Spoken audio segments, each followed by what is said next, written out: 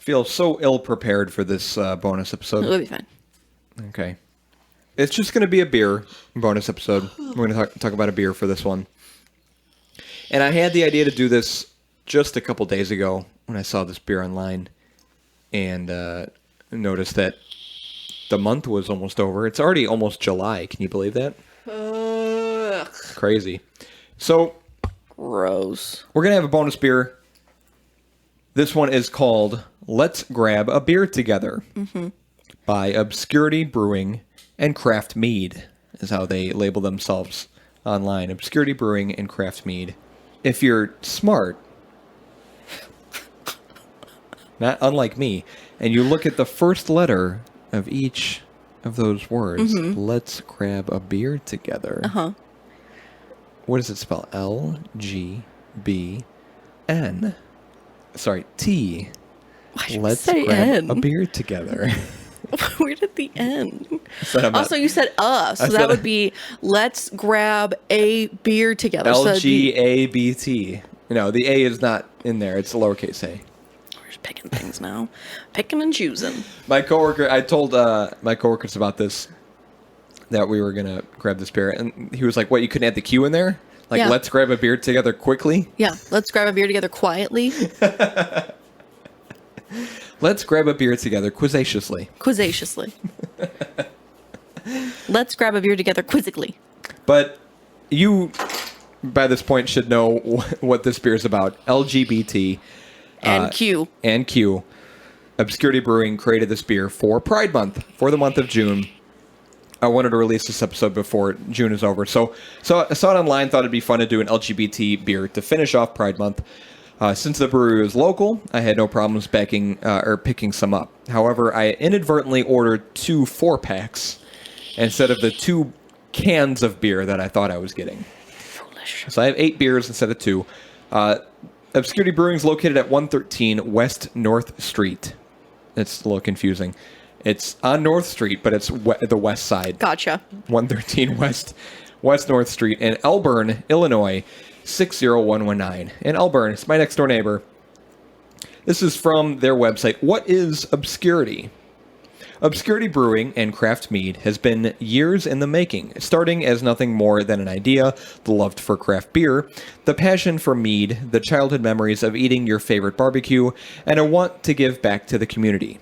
After opening and operating 2 Lodi tap houses, the idea of Obscurity slowly started to become a reality.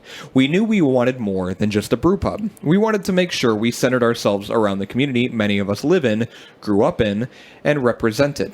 We decided to open Obscurity in the heart of the oldest part of Elburn. Obscurity is preserving the old farm services offices and warehouse space right smack dab in the heart of the agro district.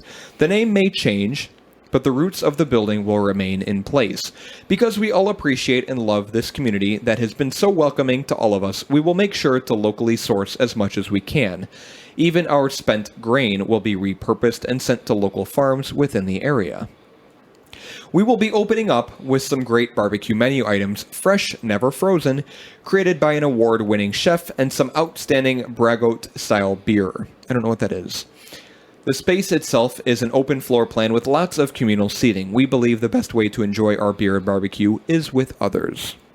Beautiful. It is our mission and passion to reinvigorate the area, revitalize some older buildings, and give back to the community who has given us so much.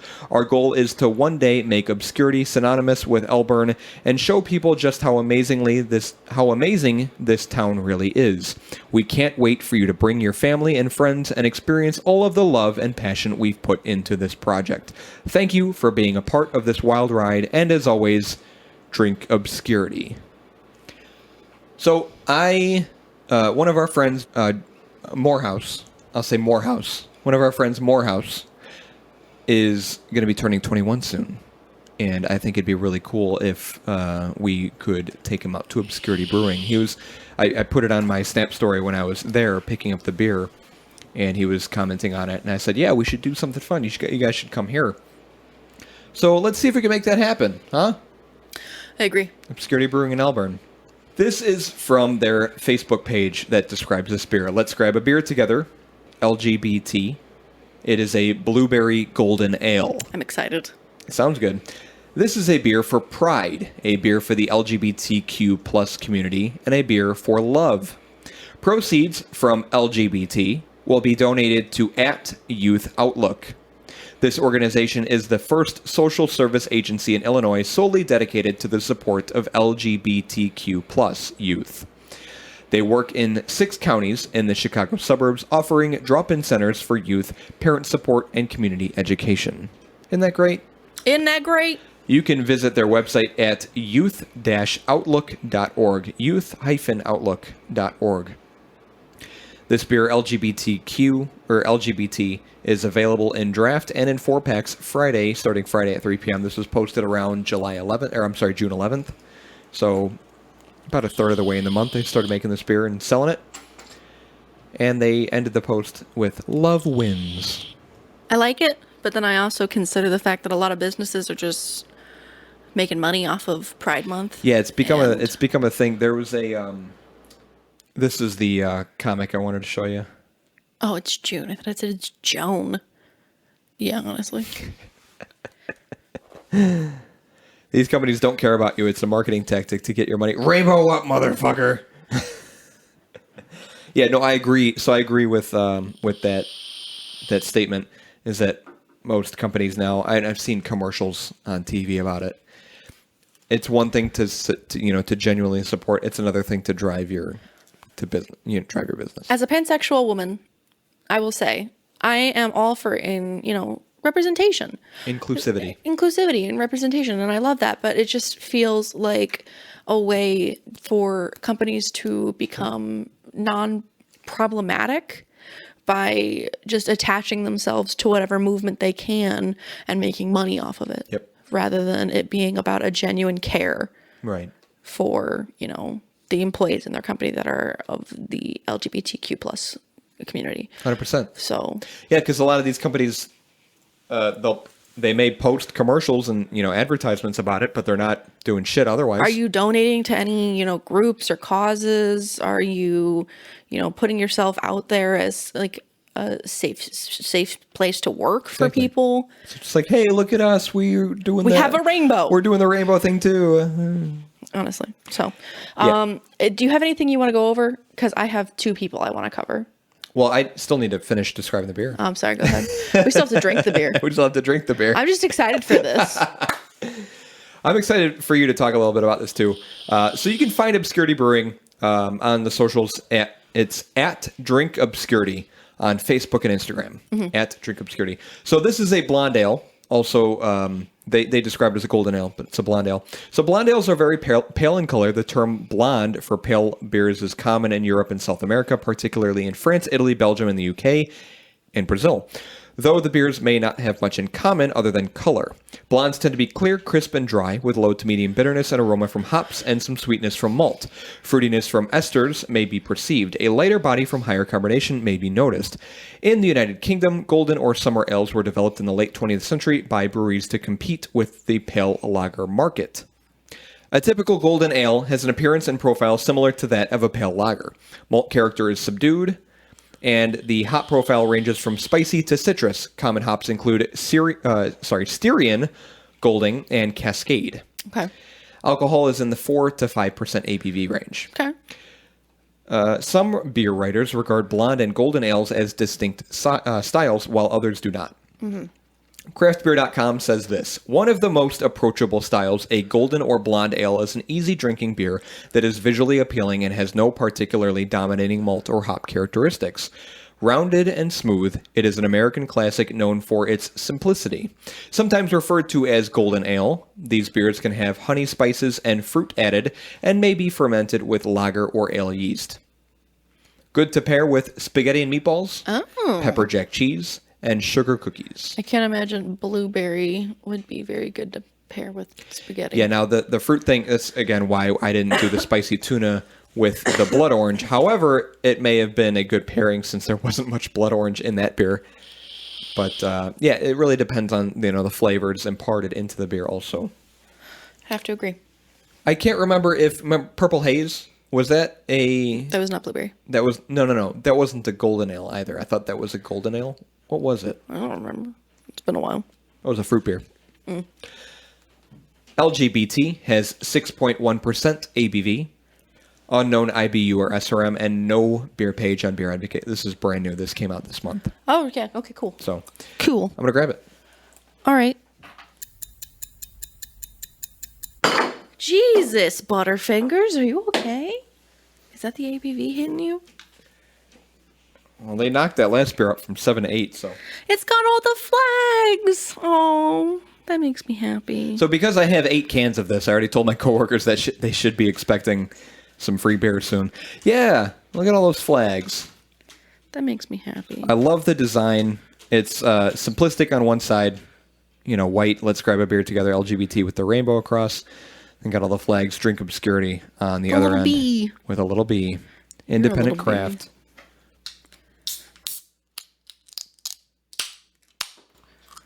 Let me get a whiff. Interesting. I can smell the blueberry. A hint of it. I can't smell the blueberry. It smells like a Band-Aid to me. You got a weird sniffer over there. What are you gonna do?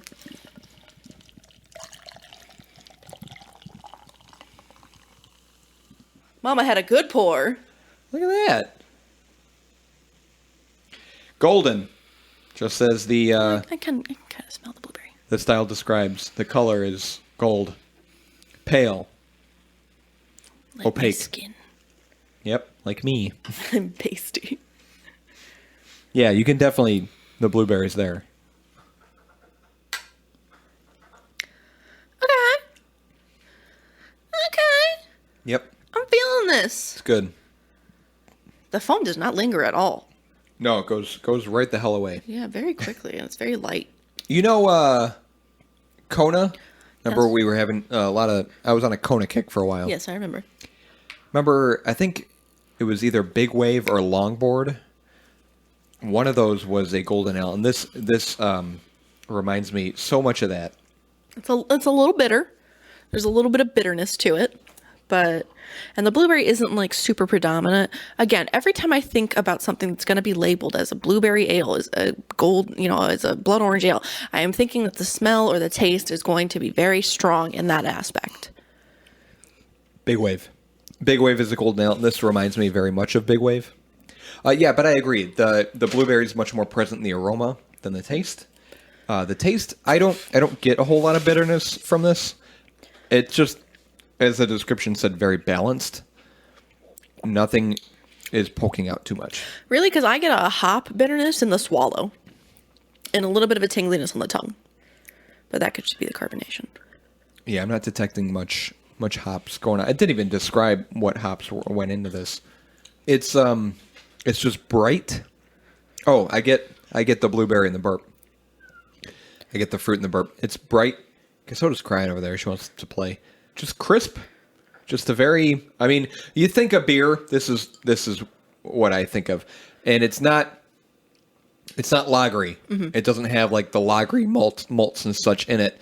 It's definitely distinct from like a Miller Lite or Bud Light kind of style lager.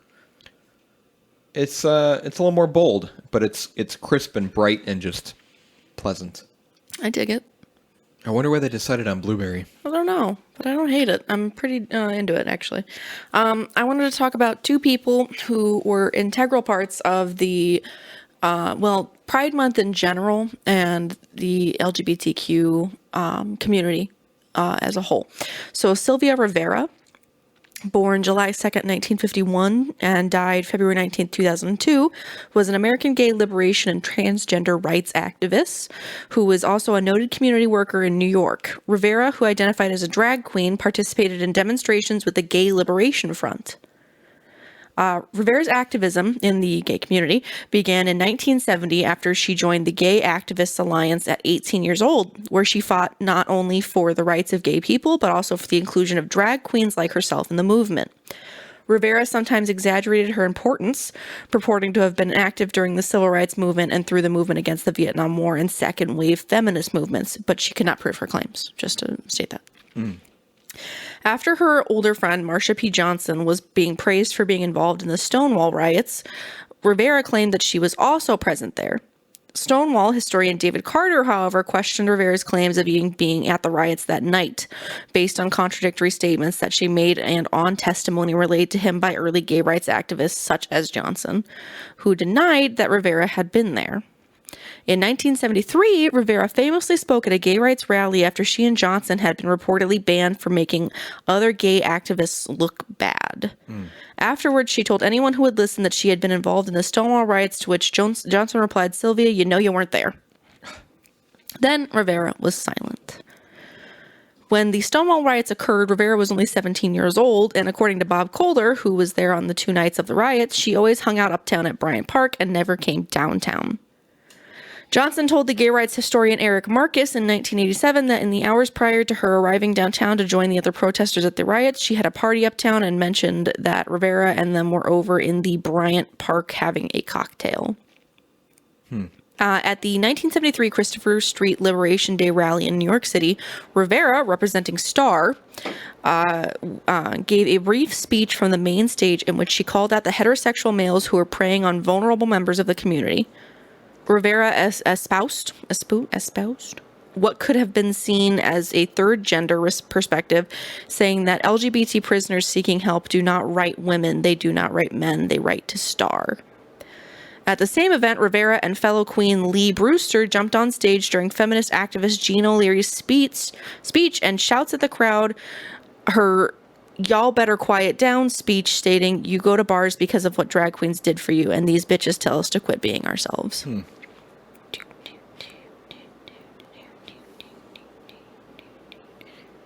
You do the thing where you like hum things. What's the tune you do? Ba, ba, ba, ba. I do. Marsha P. Johnson was born August 24th, 1945, died July 6, 1992. Born and also known as Malcolm Michaels Jr., was an American gay liberation activist and self-identified drag queen. Known as an outspoken advocate for gay rights, Johnson was one of the prominent figures in the Stonewall Uprising of 1969. Johnson was a founding member of the Gay Liberation Front and co-founded the radical activist group Street Transvestite Action Revolutionaries, or STAR, alongside close friend Sylvia Rivera. Johnson was also a popular figure in New York City's gay and art scene, modeling for Andy Warhol and performing on stage with the drag performance troupe Hot Peaches. Nice. Johnson was known as the mayor of Christopher Street due to being a welcoming presence in the street of Greenwich Village. Johnson was also an AIDS activist with ACT UP. Okay. Johnson was one of the first drag queens to go to the Stonewall Inn after it began allowing women and drag queens inside. It was previously a bar for only gay men.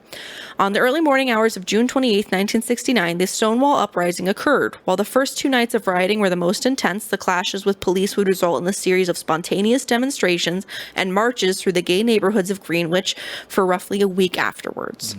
Johnson has been named, along with Zazu Nova and Jackie Hormona, by a number of Stonewall veterans interviewed by David Carter in his book Stonewall: The Riots That Sparked the Gay Revolution, as being 3 individuals known to have been in the vanguard of the pushback against the police at the uprising.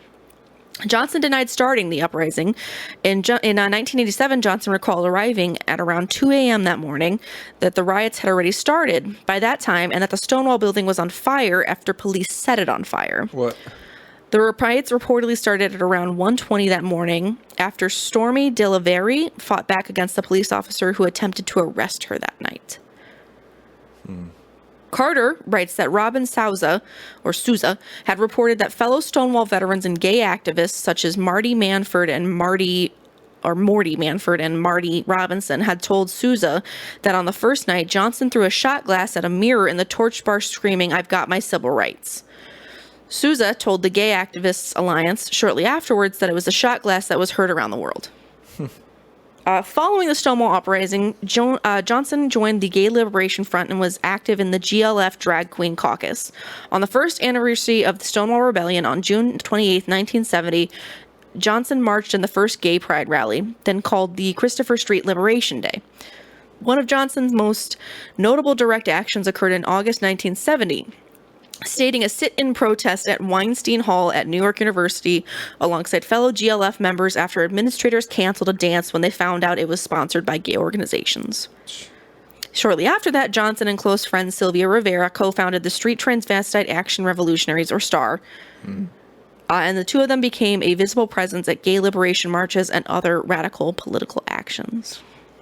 In 1973, Johnson and Rivera were banned from participating in the Gay Pride Parade by the Gay and Lesbian Committee, who were administrating the event, stating they weren't allowing drag queens at their marches, claiming they were giving them a bad name. Their response was to march defiantly ahead of the parade. During a gay rights rally at New York City Hall in the early 70s, a reporter asked Johnson why the group was demonstrating, and Johnson shouted into the microphone, "Darling, I want my gay rights now." With Rivera, Johnson established the Star House, a shelter for gay and trans street kids in 1972, and paid the rent for it with money they made themselves as sex workers. Oh, wow. While the house was not focused on performance, Johnson was a drag mother of Star House in the long-standing tradition of chosen family in the Black and Latino LGBT community. Johnson worked to provide food, clothing, emotional support, and a sense of family for the young drag queens, trans women, gender nonconformists, and other gay street kids living on Christopher Street, docks, or in their house on the Lower East Side of New York. In 1980s, Johnson continued to play an active part in street activism as a respected organizer and marshal with ACT UP. In 1992, when George Siegel's Stonewall Memorial was moved to Christopher Street from Ohio to recognize the gay liberation movement, Johnson commented, "How many people have died for these two little statues to be put in the park to recognize gay people? How many years does it take for people to see that we're all brothers and sisters and human beings in the same race? I mean, how many years does it take for people to see that we're all in this rat race together?" Yeah. When we were talking about this episode, I didn't have anything prepared before we decided to record this. This was all very spontaneous.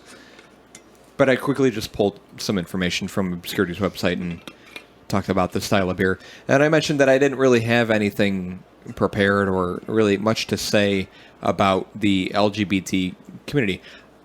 I'm a white, cis, hetero male.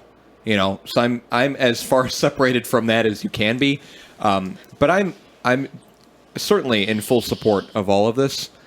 I kind of feel bad that I don't know as much as I should about the LGBTQ community. Just gotta educate yourself. Yeah, it's just I'm not opposed to it. I'm not against it. I definitely am in full support of everyone. We're all the fucking same. Okay, there's no point in being a dick about it and being really any of the racist or sexist or any of the isms. There's no place for that. And it's crazy to hear the stories of the front runners of those movements and the things that they went through to get their point across. But it's also kind of what's the word? The opposite of disheartening. I don't know. Heartening. It's nice knowing and nice seeing how much we've evolved as a society. How much we've grown, how much more of these ideas have been accepted. There's less of the negativity and bias towards these groups. It still exists, and it's unfortunate, but it's definitely looking up. Things are getting better. 20 years ago, we were not where we are now with the fact that accepting of LGBTQ members. So I'm all for it. I don't know much about it. I'm not involved with it much at all, but it definitely warms my heart knowing that that people are definitely turning the corner and becoming a little more inclusive of everyone, as we should be. There's one thing that I always hate as a comment from on the negative side is a comment about LGBTQ plus is that straight people who are homophobic don't want to have it thrown in their faces. They don't want to have homosexuality thrown in their faces.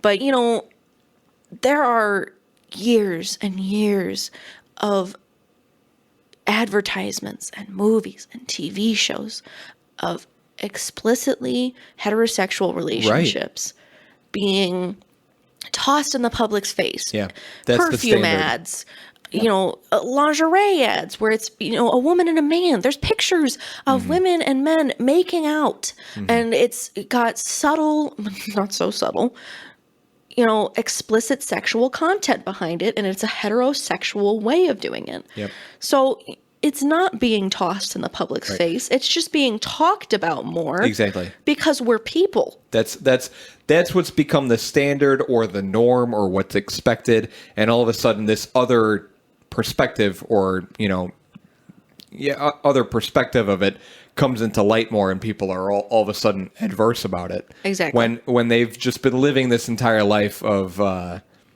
heterosexual focused advertisements and things that you were just describing, it shouldn't just be one way and not the other. So yeah, I get what you're saying. If it's so normal for ads to be sexualized, for TV shows to be sexualized, why can't it be from a homosexual perspective? Exactly. I don't understand that. Yeah. What's the fear behind it? Right, yeah. Why would you slap a rainbow on your logo but not represent homosexuality in like an ad or something? Right. How is it hurting you? How is it really hurting you? In the long run. Because more people are going to be accepting of homosexuality than there is going to be homophobes. I don't know what the actual ratio is. I'm just trying to be an optimist. Yeah.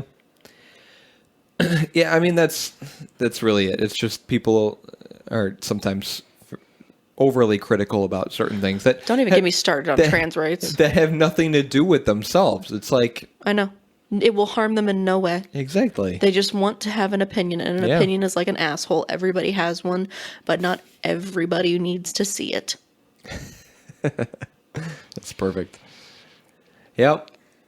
I get heated. Yeah, no, I feel you. I look down on people who are just unnecessarily critical about stuff like this, and it's just why? We're all humans. We're all in this together. It's just don't be a dick. That's my philosophy. Just don't be a dick. Just be accepting of your fellow man or woman or neither or both.